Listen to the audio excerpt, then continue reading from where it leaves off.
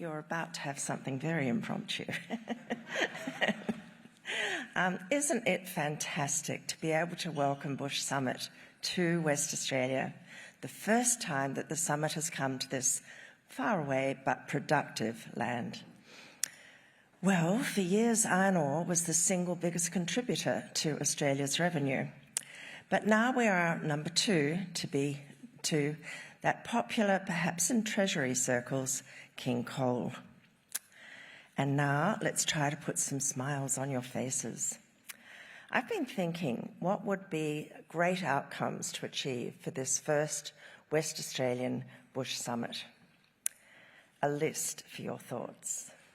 1, commitment to change Section 89 of the WA Land Administration Act to remove the ban so that those in agriculture can pay up to the limit of, say, $2 million, depending on sliding scale of property value, and opt for freehold. May be quite useful for if or when a National Heritage Act appears. 2, commitment from the faraway feds to get rid of the limit on work hours so that veterans, pensioners and uni students can work without onerous paperwork burdens, and with the consequence, expensive taxpayer-paid bureaucracy is lessened. Just imagine the smiles when we can finally fill those jobs in the bush and see hospitals and health centres hours and effectiveness improved. I note with our last fantastic panel of speakers that this was certainly raised, but I'd like to add, if we could cut some of the paperwork and the regulations here, we would find a lot of Aussies who would actually like to work, very much like to work as well. They're just restricted by government.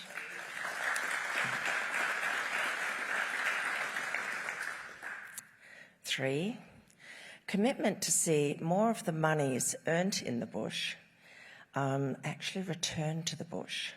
For instance, frankly, we should have the best equipped and most luxurious hospitals in Newman, Tom Price, Dampier, Cape Lambert, Port Hedland and other mining towns, thanks to the revenue we create in the Pilbara and similarly in other mining areas. And ditto, see 24-hour, 365 days a year airstrips so that the better equipped and fastest RFDS planes, Royal Flying Doctor planes, can always arrive. Us and our people in the outback would then be more safe. 4, commitment that given agriculture usually doesn't have the financial resources that the mining industry has, and this is a big thing I think we are overlooking. It just doesn't have the resources unless, of course, you've got a mining company in your back pocket. But you've actually got to add up the expense of these net zero policies on farmers. Just look at requiring electric vehicles alone, be they for lawnmowers, motorbikes, utes, four-wheel drives, tractors, harvesters, trucks, bulldozers, graders, front-end loaders and or more. Well, you heard our friend Tony just say a few minutes ago that, $1 million for one of his harvesters. I meant it's going to cost a fortune that farmers and pastoralists don't have without a mining company in the back pocket. They just don't have this money to be able to invest. So the list continues. $650,000 for solar plants with huge batteries for when the sun doesn't shine. Our figures at Fossil were queried or argued against, but what they forget is we're not attached. We're 5 hours out from by road from Broome. There's no mains just to switch on. You've got to have massive investment in massive batteries to be able to cater for when that sun doesn't shine. And that was forgotten about when the arguments about our costing. Anyway, our costing was real, unfortunately. And of course, in addition to that, how many farmers actually want to even do 650,000? I'm not seeing too many hands up. No, it really is the cost on agriculture. Mining's in a different capacity usually, but in agriculture it's not doable. Then of course you have to add solar panels to replace multiple bore pumps. On some of our stations, this is 50 of them. We're talking a lot of money in these as well. And it's essential for daily water. These are things that, so I'm suggesting that those in agriculture don't have to spend, this is a new suggestion, more than $200,000 of their own money on net zero requirements. That won't buy all that I've just mentioned, let alone as part of it. The rest to be met by the governments or waived, i.e. real assistance with the policies they want to implement for net zero. Otherwise, most farmers and others in agriculture, be it the orchardists and others, cannot afford net zero. They will have to leave agriculture. With the consequences, Aussies in the towns will see huge food price increases and fresh food shortages.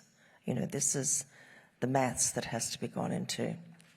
Number 5, this has been touched upon, I think. Please cast your eyes to the screens which show federal and West Australian government tape that requires, in our view, cutting. My first preference is immediate termination of all of the listed and or sunset laws, such that after 4 years, all government tape automatically goes, and bureaucrats in each relevant department must sign their names and provide reasons as to why the tape should be reinstated. And if more than, say, 75% of that department recommend reinstatement, then those views are published, a suitable committee is formed to review and decide. You'll need to keep casting your eyes to the screens quite a while. There's quite a bit of government tape that would make life better if removed, and bring more smiles if together we could achieve such a commitment. Oh, they're meant to be on the screens. What's happened? Oh, okay, they've been done. Okay, good-o. But we've done this we've prepared these for each state. We've just done federal and whichever state the Bush Summit's going to be appearing in. Number 6, commitment from state and federal to bring in those ANDEV policies. This has again been touched on, I heard briefly in the panel. Initially for the north above the 26th parallel, then spreading to other bush areas. ANDEV, which stands for Australians for Northern Development and Economic Vision, is an organisation of unpaid volunteers, which I started many years ago, a bit over a decade, that promotes special economic zones be established, like the many thousands that operate successfully around the world, but not in Australia. Successful because they cut both government tape and tax. There are now more than 8,000 of these zones operating successfully around the world. Together, let's lead the way to drive such very beneficial economic zones. Indeed, I don't know of a better way to secure the very worthwhile theme of this summit, especially of such zone when then spreads to cover more bush areas. I quote the theme, improving the lives of regional Australians to create a better Australia. Now, I'm not the first to come up with cutting tax for those employed in or investing in the north above the 26th parallel. It was actually my dad who did that much earlier. He came out with many practical ideas, as you often do living in the bush, where you either make do or do without, including after finding significant iron ore deposits. He decided to lobby for the lifting of the government iron ore export embargo, which took him some 8 years of persistence to achieve. Didn't stop there. Contrary to stories, he then had to push the then West Australian government, which took a lot of credit for it, by the way, to lift its ban on pegging iron ore areas so it could obtain title for iron ore claims, explore, study, and, if economic, invest.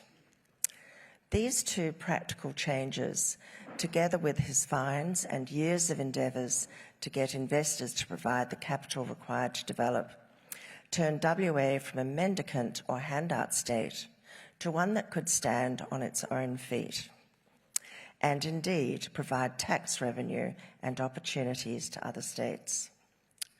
Growing up on stations, the family unit is close and trusting, as ours certainly was, which used to be well known in West Australia.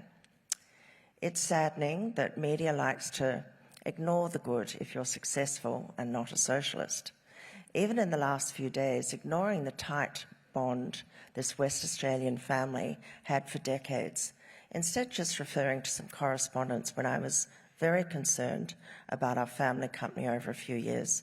Sadly, rightly so.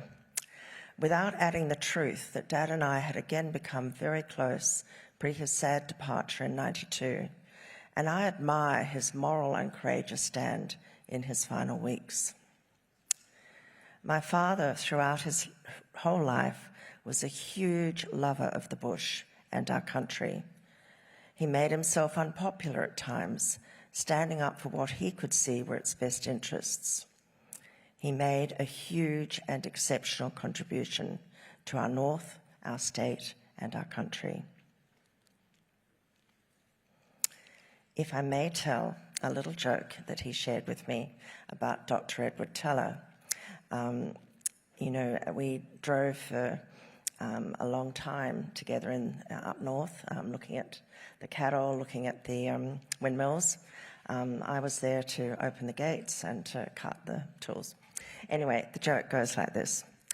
If a man spent a year standing alongside a nuclear power plant and sharing a bed with his wife, he would receive only a little more radiation from standing next to the nuclear power plant all year. However, and please remember this was after Dr. Teller had scientifically fact-checked, if a man stood next to that same nuclear power plant for a year and then went home to share a bed with 2 wives, he'd get more radiation from sharing that bed than standing next to the nuclear power plant all year. Let's not upset many farmers with bird-killing wind generators and massive solar panel stretches, and bring on clean, safe nuclear energy, please, Australia.